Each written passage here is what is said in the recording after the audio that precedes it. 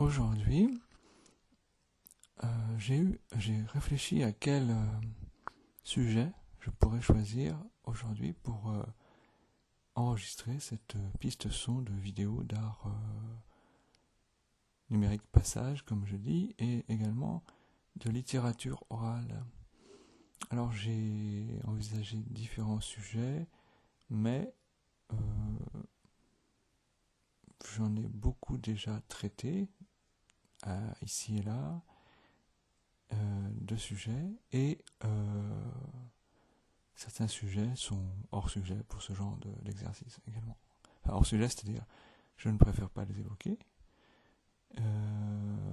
Et en fait, par discrétion, voilà, par exemple.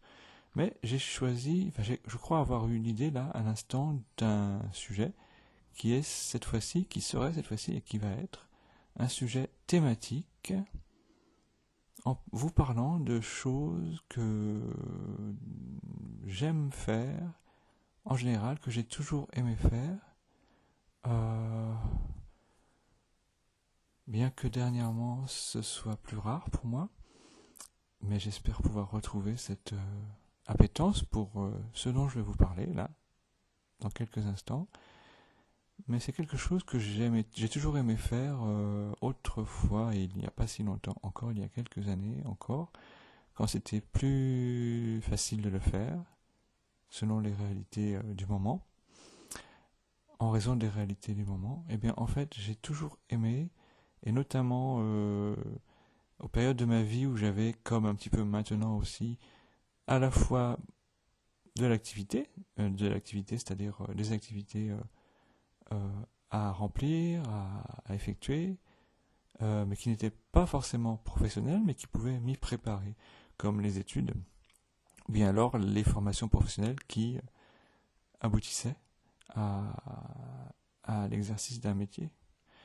Eh bien, en fait, par exemple, pendant mes études, et c'est là que je vais vous dire, je vais vous énoncer le sujet thématique de cette nouvelle vidéo d'aujourd'hui.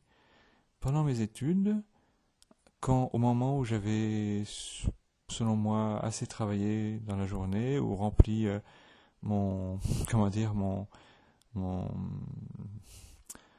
effectué le travail que j'avais pensé effectuer à ce moment-là, ou alors même plus, mais avoir suffisamment travaillé pour me dire, tiens, je vais faire une petite pause. Et bien, puisque je suis étudiant, je n'ai pas d'horaire à respecter comme les horaires que les travailleurs salariés, par exemple, ou les travailleurs indépendants comme ce que je suis, mais un peu différemment et un peu plus librement quand même, ce que les travailleurs en général ont comme obligation, c'est-à-dire d'être présents au travail à des horaires réguliers et fixes souvent. C'est un peu moins vrai pour les travailleurs indépendants, mais cela dépend de notre activité indépendante ou de nos activités indépendantes. Par exemple, les commerçants ont bien sûr, s'ils veulent ouvrir leur commerce au public, à leurs clients, bien sûr, intérêt à ouvrir ces commerces à des heures régulières et fixes. Alors, ce qui s'apparente à un travail avec temps de présence obligatoire comme celui des salariés. Mais moi, j'avais donc, quand j'étais plus jeune, étudiant, une habitude que j'aimais beaucoup, qui me permettait de m'aérer, de prendre l'air, de voir d'autres choses, de goûter la vie des villes là où j'étudiais et là où je résidais, et dans lesquelles j'avais des amis, et dans lesquelles j'avais des centres d'intérêt que je pourrais même évoquer à l'occasion, même peut-être dans cette vidéo d'aujourd'hui. Mais en fait, j'avais pris l'habitude de quitter mon domicile, de laisser tout là, en plan chez moi, ou alors terminer chez moi, refermer, un cahier refermé, une traduction terminée, un devoir rédigé, par exemple totalement ou en partie, en tout cas suffisamment pour décider de faire une pause, d'aller avoir des loisirs, même tout à fait simples et tout à fait presque gratuits, c'est-à-dire, c'est le sujet de la vidéo, j'aimais et j'aime toujours aller me balader, aller faire un tour, marcher simplement dans les rues des villes ou des campagnes, voilà, tout simplement. Alors quand j'étais étudiant autrefois, eh bien, mais c'était vrai davantage lors de mes études de langue qui me laissaient quand même plus de temps libre que mes études d'art appliqué.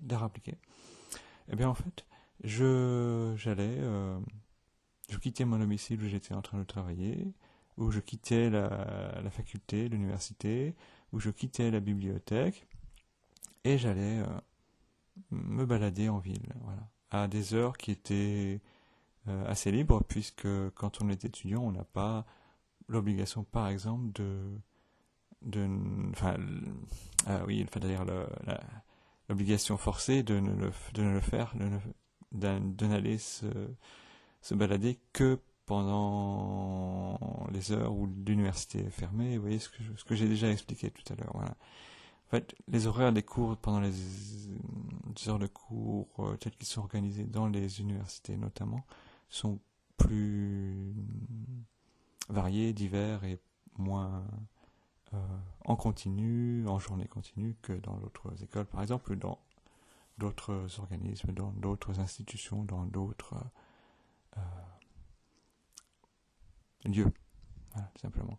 Et donc, cela permet d'aller faire un tour, voilà, aller se balader, avoir des loisirs tout simples, marcher dans les rues, voir des gens, rencontrer des gens, voir des vitrines, aller dans des lieux de loisirs comme les cinémas, les expositions, aller consulter je l'ai pas beaucoup fait, mais ça se fait aussi, mais des fois je l'ai fait, mais un petit peu depuis, aller consulter une publication à la bibliothèque municipale, s'attarder à regarder une vitrine où il y a par exemple des livres avec leurs titres, leur couverture, leur couleur de couverture, les photos qui les illustrent, l'intitulé du titre, la façon dont il est choisi, tourné, enfin vous voyez, ce genre de choses. Ou bien alors, par exemple, tout simplement apprécier voyager dans une ville à pied, en marchant, dans des rues où il est agréable de le faire uniquement parce que la ville est suffisamment belle ou intéressante en raison, grâce à son architecture, à ces architectures diverses parfois, parce que les villes ressortent aussi du domaine privé, et donc même s'il y a peut-être des obligations d'harmonisation des bâtiments, je ne sais pas à partir de quand dans l'histoire de France ça a été une préoccupation ou même peut-être une obligation, je ne sais pas. Mais en fait, les architectures des villes sont sans doute diverses, puisque ce sont en grande partie les propriétaires privés qui font bâtir selon leur goût et leur choix personnel, mais il y a aussi bien sûr les bâtiments publics, et il y a je pense quand même toujours, et aussi également en raison des habitudes de construction traditionnelles ou appréciées, ou en fonction des ressources naturelles, de matières premières qui permettent de le faire dans différentes villes, à la différence d'autres villes où elles sont différentes en raison de la géographie, et cela compte aussi. Cela permet de constituer une sorte d'harmonie dans la construction des bâtiments qui peut résulter tout à fait esthétique, belle et peut s'apprécier en tant que telle par les habitants ou ceux qui y passent, même en voyage, comme touristes, ou bien qui, comme moi je le faisais, y travaillent, y étudient et aiment aussi s'y balader et voir ces belles choses, ces beaux bâtiments ou d'autres réalités. Je peux parler aussi par exemple des colonnes, comment dit-on, les colonnes, vous savez, les colonnes, j'ai oublié le nom, les colonnes qui permettent de faire la publicité des films qui passent, voilà. Alors, avec le temps, elles se sont animées, elles se sont mises à tourner, voilà. Voilà. Pas très vite, voilà, avec pratiquement aucun bruit. Mais, voilà, il y a une différence quand même à faire entre les publicités pour les films, par exemple, et les bâtiments, l'architecture, voilà. Quand nous sommes dans l'architecture, nous sommes dans le domaine de l'art, tout simplement.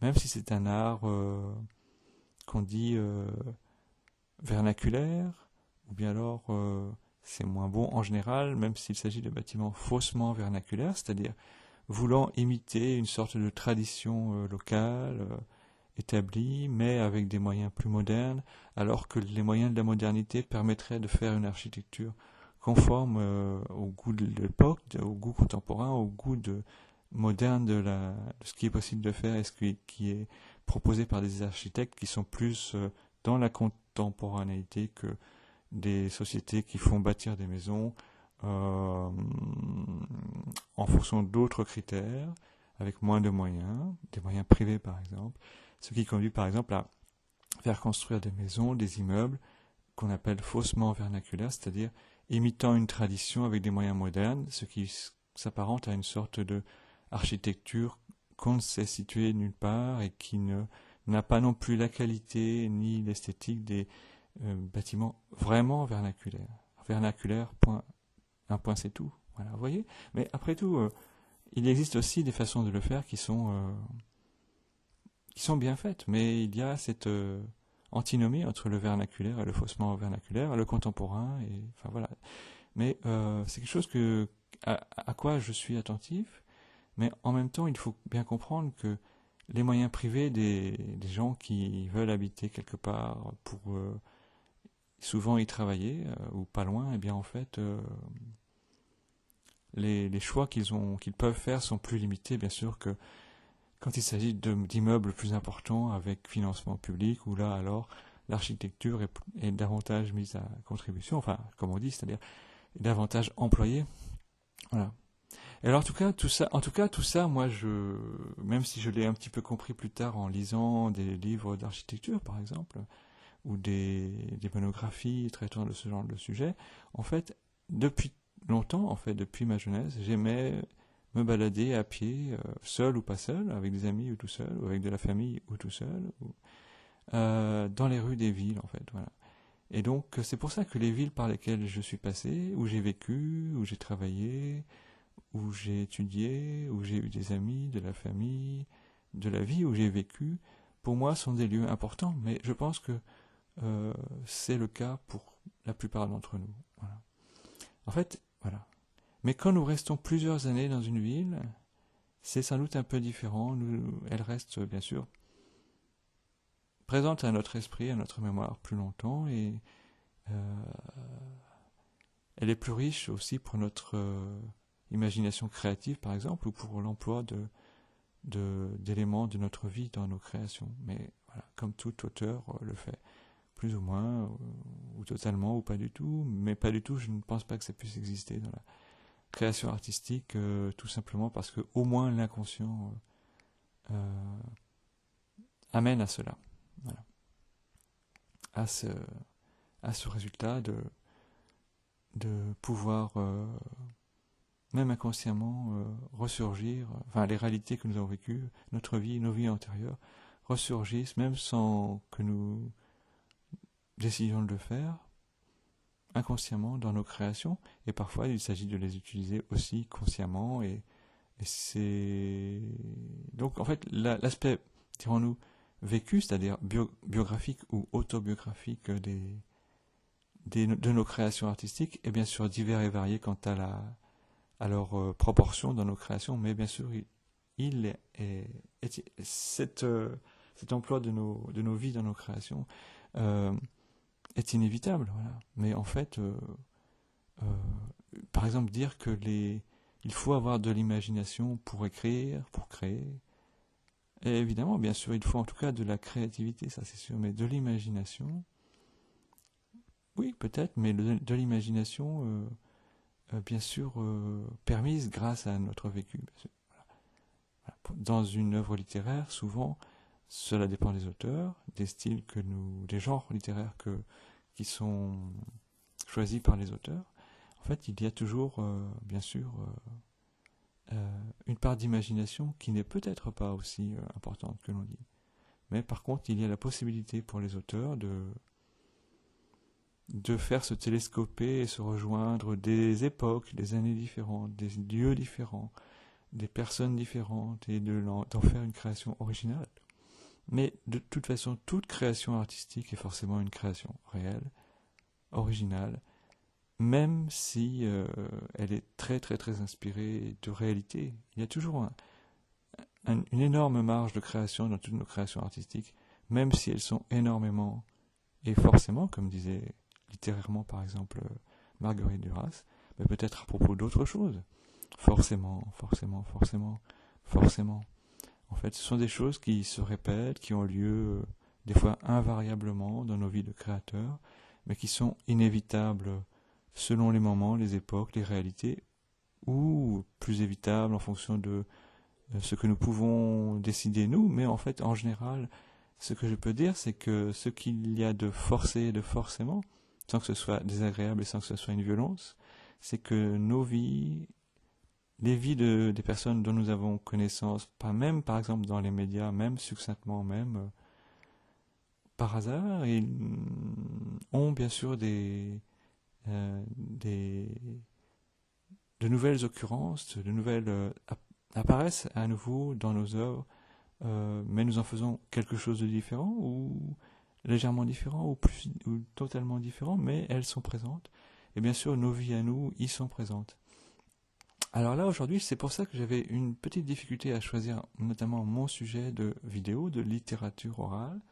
C'est parce que, en fait, j'ai déjà écrit sur beaucoup de réalités, d'époques qui m'ont qui m'ont plu ou qui m'ont intéressé et dont j'ai essayé de faire quelque chose artistiquement. Et donc là, les choix étaient aujourd'hui plus réduits quant au sujet ou au thème de cette vidéo. Mais voilà, j'ai trouvé l'angle.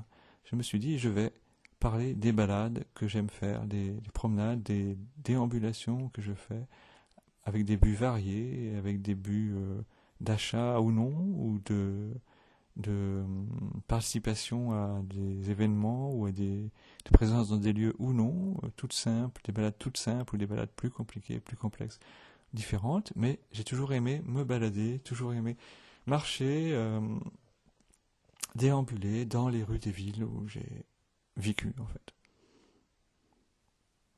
Je l'ai toujours fait en choisissant les endroits où j'allais, bien sûr, par goût personnel ou par centre d'intérêt. Et donc, cela a commencé dans ma vie, bien sûr, dans la ville de Nantes. Voilà, dans la ville de Nantes. Alors, dans la ville de Nantes, je me rappelle que quand j'avais un peu de loisirs, et je crois me rappeler que c'était possible. Oui, je crois, après tout, maintenant je me rappelle, je crois que c'était possible au moins un après-midi par semaine, tout simplement comme pour tous les scolaires. Je pense que nous avions, quand j'étais étudiant en arts appliqués à Nantes, dans une école d'arts appliqués, le mercredi après-midi de libre, je crois. Je n'en suis même plus sûr, tellement nous travaillions et nous étudions les arts plastiques, les arts appliqués, mais en fait, il me semble me rappeler que nous avions notre mercredi après-midi quand même, ce qui était quand même appréciable, bien sûr. Eh bien, en fait, il m'arrivait, quand je n'avais pas à travailler pour cette école, pour produire un travail d'art appliqué ou de graphisme publicitaire pour cette école pour le lendemain, pour la semaine suivante, pour l'échéance suivante de tel cours pour lequel nous avions quelque chose à rendre, un travail à rendre qui pouvait prendre voilà, éventuellement de 15 jours à 2 mois de travail, des choses comme ça, différemment selon toute probabilité pour chacun, en fonction de notre façon de travailler. Et bien en fait, moi, le mercredi après-midi, de temps en temps, je pouvais à Nantes aller me balader. Voilà. Alors, par exemple, je quittais la colocation où j'habitais et j'allais vers la rue principale, une rue assez passante, assez commerçante,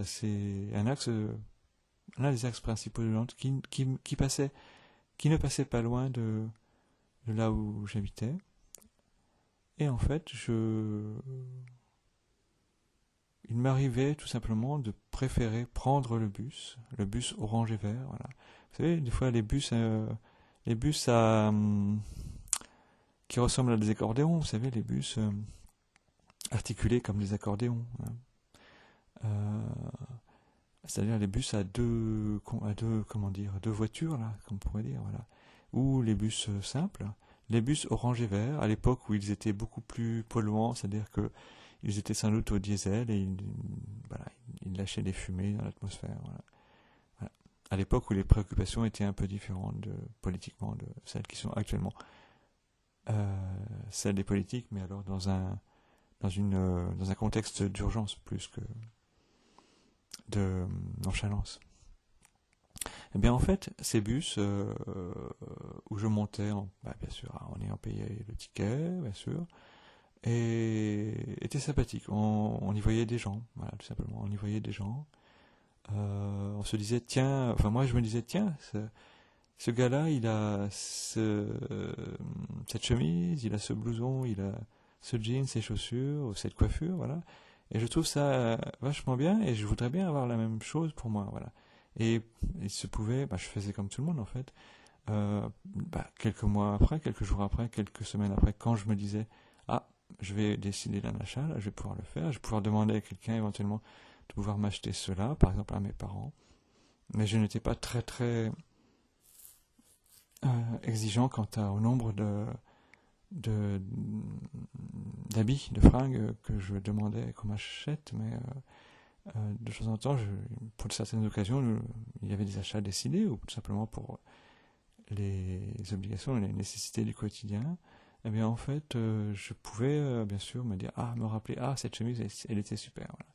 Voilà. Ça, c'est l'aspect communicatif et un petit peu boule de neige de certains articles de mode, mais il y a aussi la part de subjectivité de chacun quant à nos achats et à nos critères esthétiques pour se dire ah, ça c'est génial, je trouve ça chouette.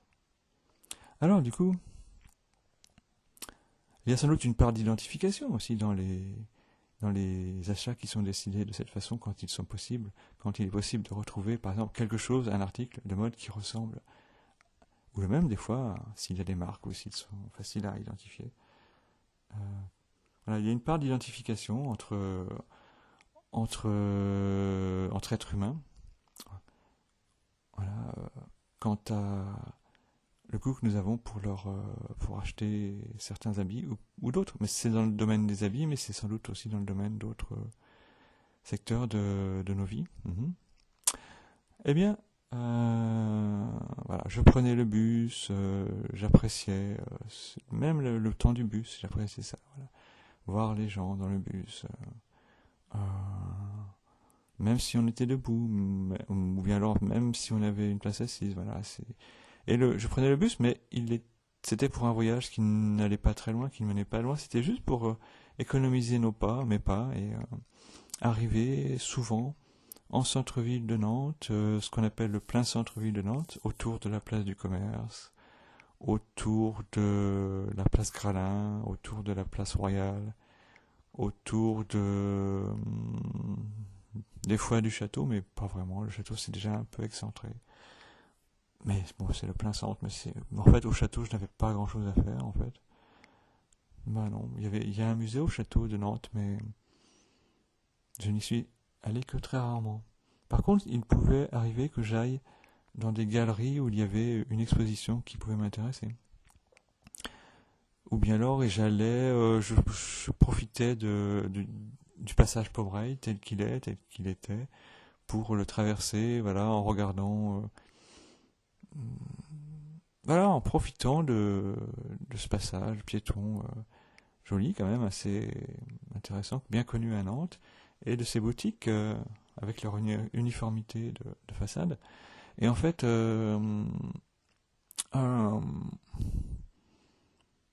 j'avais des lieux privilégiés, des commerces privilégiés où je pouvais me rendre, et c'était souvent les librairies, quand même, les librairies, voilà. J'ai retrouvé ça plus tard dans une ville après où j'ai aussi étudié, plus tard, c'était Angers, en fait, voilà. À Nantes comme à Angers, j'aimais rentrer dans des librairies. En fait, pratiquement, j'avais presque des parcours qui me permettaient d'entrer dans toutes les librairies, ou la plupart des librairies que j'appréciais, voilà. Je ne me contentais pas d'entrer dans une librairie et de regarder ce qu'il y avait. Souvent, je faisais plusieurs librairies. Voilà, même si les livres publiés, les publiés récemment, les sorties euh, d'actualité de la littérature, des livres, en fait, bien sûr, faisaient que c'était souvent les mêmes livres dans toutes les librairies, mais il y avait bien sûr de la diversité dans leur présentation, dans les librairies, en fonction des objectifs, des politiques pardon, ou des goûts des libraires, ou de la participation des vendeurs, des fois aussi à ce travail et à leur choix. Mais en fait, alors les librairies, alors à Nantes, il y avait des librairies surtout du côté du centre-ville, voilà, du boulevard des 50 otages, des alentours du Palais de la Bourse, qui est devenu une grande surface, avec aussi un rayon librairie, voilà. Du côté de... Qu'est-ce qu'il y avait encore? Voilà, je connaissais moins la rue du Calvaire pour la librairie, enfin les alentours de la rue du Calvaire, là, vous savez. Voilà. En fait, voilà. Donc, il y avait aussi d'autres commerces que je fréquentais beaucoup. C'était les disquaires. Les disquaires. Il y avait encore quelques petits disquaires ou plus petits disquaires, soit des franchises, soit des commerces indépendants. Il y en a presque plus du tout. Et je rentrais aussi dans les magasins de disques, en fait, chez les disquaires, voilà. Alors, dans les librairies, bien, je regardais les livres, comme j'en ai parlé tout à l'heure, quand il s'agissait de les regarder dans les vitrines. Eh bien, en fait, je regardais les livres et la plupart du temps, j'ai remarqué, si j'achète un livre, c'est sans doute que j'ai déjà lu ou déjà apprécié, et souvent lu et apprécié. Si je reviens vers cet auteur, comme tout le monde, je choisis de m'attarder sur les auteurs, enfin sur les livres des auteurs que j'ai déjà appréciés ou dont j'ai déjà entendu parler, même un peu plus longuement que d'habitude à la radio par exemple. Voilà. Un auteur qui suscite mon intérêt, que j'ai déjà lu, et alors dans ce cas-là, comme tout le monde, je peux décider d'un achat. Voilà. Et il est rare que j'achète un livre, vous savez, comme par exemple sur l'effet produit par une couverture de livre. C'est très rare en fait, parce qu'il faut quand même, pour moi, pour que j'achète un livre, puisqu'un livre n'est pas un achat comme un autre quand même, eh bien en fait, il faut, pour que j'achète un livre, que je connaisse quelque chose de l'auteur ou de ce livre en particulier, suffisamment pour avoir envie de l'acheter. Voilà. Des auteurs totalement inconnus ne pourront pas du tout... Enfin, des livres d'auteurs totalement inconnus de moi, dont je n'ai jamais entendu parler, c'est comme ça, je sais pas rien, ne pourront vraisemblablement pas être achetés par moi, parce que, même si la couverture semble appeler à l'achat, oui, mais souvent les couvertures le font de façon suggestive dernièrement, et ça agit plutôt contre l'acte d'achat, en fait, voilà, de ma part. Mais en fait, plus une couverture est, comment dire, non suggestive, c'est-à-dire, comment dire, je sais pas comment dire, je pourrais dire ça, plus une couverture d'un livre ou d'un produit est non suggestive, c'est-à-dire comment pourrait-on dire à l'inverse de suggestive, on pourrait dire neutre, mais enfin voilà, je pense qu'il y a une différence entre l'art et la suggestion, qui est du domaine de la communication uniquement, ou de la publicité. Quand il y a art, même de la part d'un maquettiste qui décide de l'apparence d'une couverture d'un livre, et des fois de nombreuses maisons d'édition ont des couvertures uniformes, très semblables, pratiquement semblables, à la différence, à l'exception de ce qui est écrit, ou de la photo de l'auteur quand il y est. Mais en fait, souvent ces maisons d'édition ont des politiques éditoriales en la matière qui sont beaucoup plus recevables. Mais je pense que ça a un petit peu évolué éventuellement dernièrement, si je vois dans les librairies où je rentre la différence un petit peu. Eh bien, même la couverture, la maquette de la couverture, ressort du domaine de l'art plus que de la suggestion, plus que de la suggestion, même si cet art n'est que un art de la calligraphie, de la typographie, des couleurs, de la disposition, c'est-à-dire ce qu'on appelle le maquettisme, je crois, mais peut-être que je me trompe, il y a peut-être un nouveau nom à ce métier.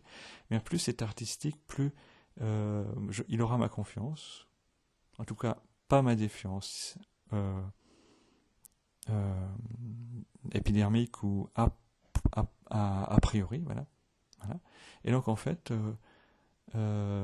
c'est quelque chose que j'ai toujours apprécié, les couvertures des livres, leur couleur, le goût de ceux qui ont choisi de leur apparence pour ce faire. Et en fait, après, il y a aussi donc, un deuxième élément, c'est d'avoir entendu parler de cet auteur ou de ce livre ou l'avoir déjà lu ou avoir la curiosité d'aller vers un autre livre de ce même auteur sans savoir de quoi il s'agit. Eh bien en fait, c'est ce que je vous disais, plus le produit même hautement artistique, par exemple du domaine de la littérature ou d'autres domaines, ressort dans sa réalisation des critères artistiques, plus il aura mon adhésion, et plus ce sera du côté de la publicité, de la suggestion et de la communication, et bien plus il aura ma défiance.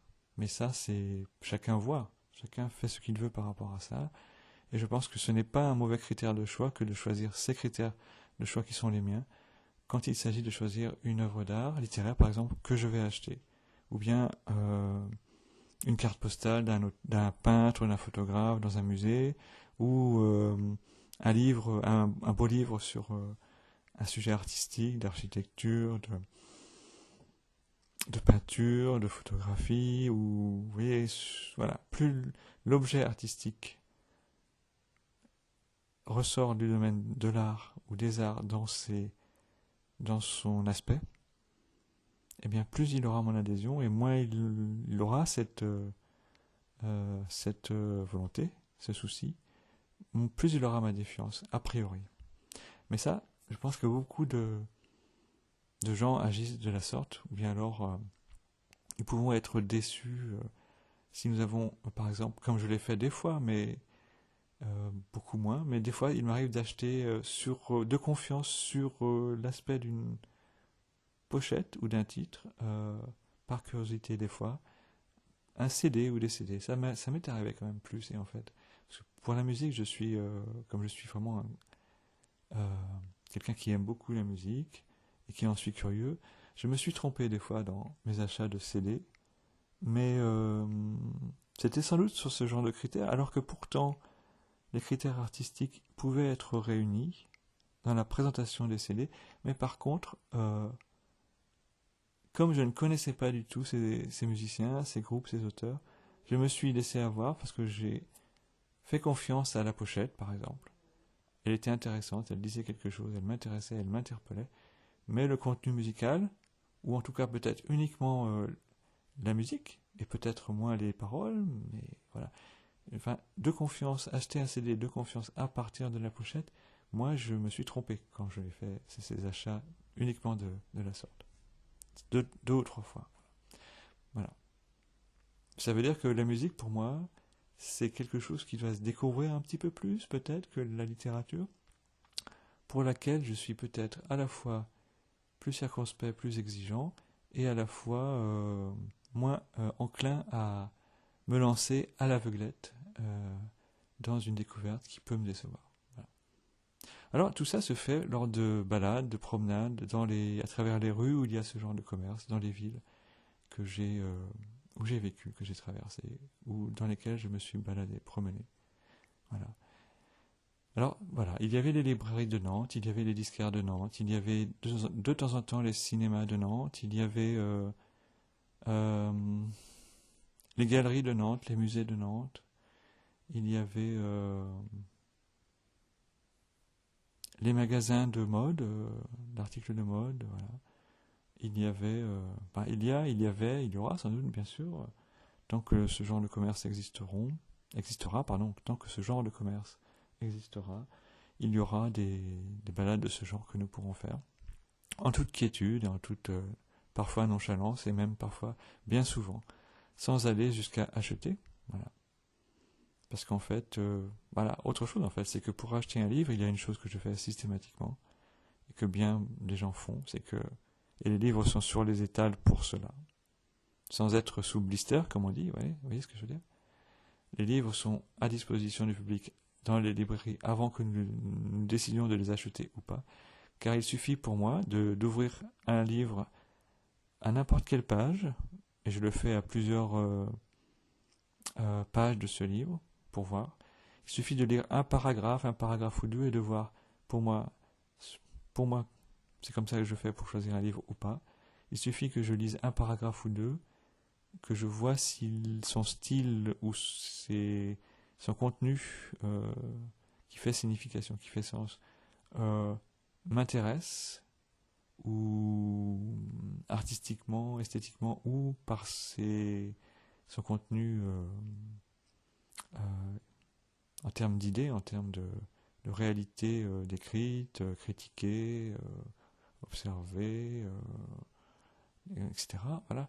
Et en fait, moi, pour acheter un livre, il faut quand même qu'en plus, je puisse apprécier la lecture d'un paragraphe ou deux à des pages différentes, à des chapitres différents de ce livre. Et si dès le premier paragraphe, je trouve que ça ne vaut pas vraiment la peine d'acheter ce livre, ni de le lire plus avant, ne serait-ce que quelques lignes dans cette librairie, même sans l'acheter, eh bien je referme le livre, je le remets en place, et je me dis, bah non, c'est peut-être pas la peine. Voilà. Mais ça, la plupart d'entre nous avons ce genre de critères et de façon de faire pour choisir nos livres notamment. Alors il y a eu ces balades à Nantes, il y a eu ces balades à Angers plus longuement, parce que j'y ai étudié plus longuement, j'y ai habité plus longtemps. Voilà. Il y avait aussi à Angers un parcours de centre-ville à pied pour moi, à travers les rues, en regardant les façades, les immeubles, les édifices, leur architecture, en regardant les vitrines, en allant souvent acheter par exemple des affiches dans les magasins d'affiches, chez les affichistes on dit, je crois, enfin les magasins d'affiches ou de reproduction de tableaux. Voilà.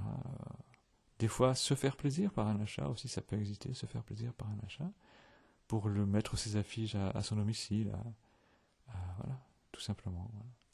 Et par choix personnel aussi.